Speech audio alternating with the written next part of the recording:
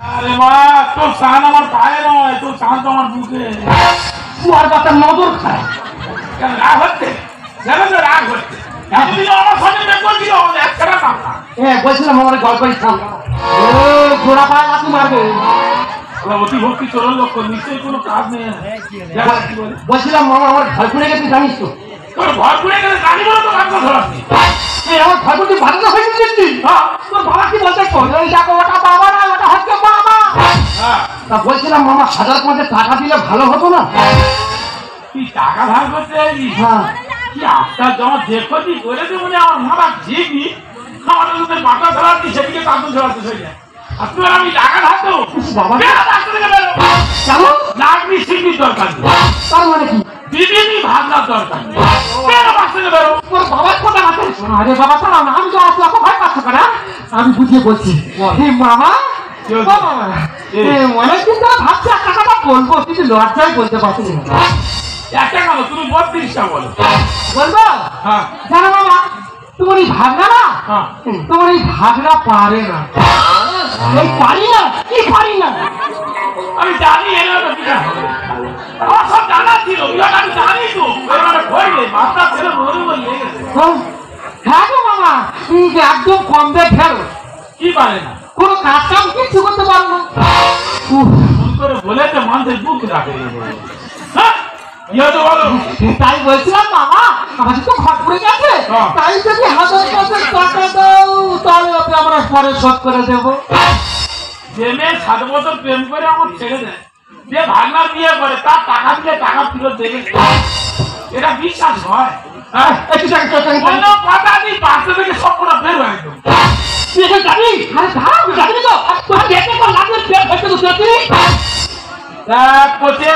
মার ওপর না মেরে তুই আমার মার আমি সহ্য করবো, কিন্তু ওপরে মারিস আমার মাকে দাও, ওই মাকে দাও। এই মানে তুই কি করবি? খাবারের জন্ম দেয় কি আমি দেখবো?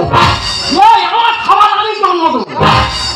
এই ছায়া বলে আসিল, ডায়লগ ছাড়ি না। এই শাড়ি এমনি পড়িনি কেন বলিনি? আমার ঘরে কিন্তু আজ সব খুলে যাবে। ওই শাড়িটা আর সারা যাচ্ছিল, এবার তুই শাড়িটা পরার সারাটা পড়ি। তুই যদি ভাগ করে বলে আসবি?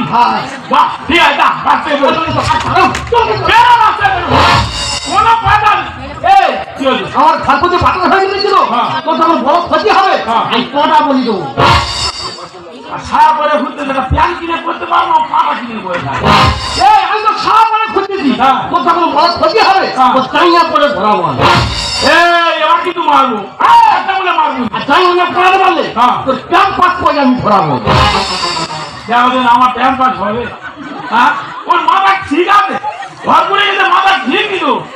কি বলবো, পরশুদিন দুপুরবেলা রাস্তা দিয়ে যাচ্ছি, একটা মেয়ে যাচ্ছে, তার বলি ওদি ভালো আছো? সেও আমার বলি চোখবার করতে ভালো আছি বলি।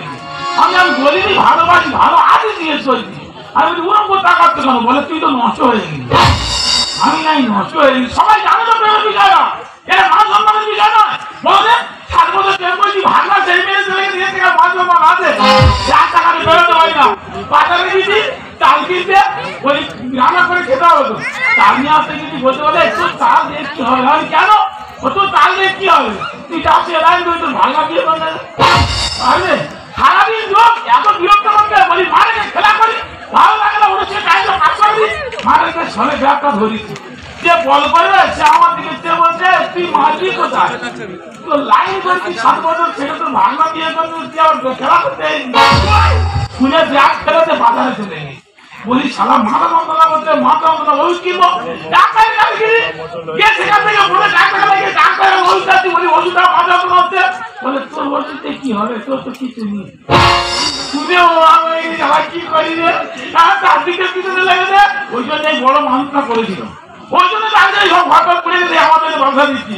কিন্তু দাদা যখন সকালবেলা বাড়ির বসে থাকি, ওর বউটা আমার সামনে থেকে ওই নকুল পাশে ঝুমঝুম করে যায়, বুকের ভেতর কি যন্ত্রণা হয় আর কি বলবো।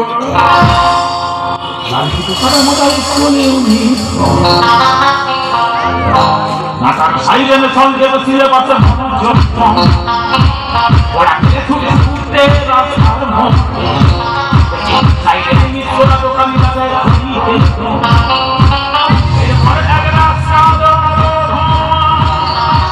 ফুল গাছে করে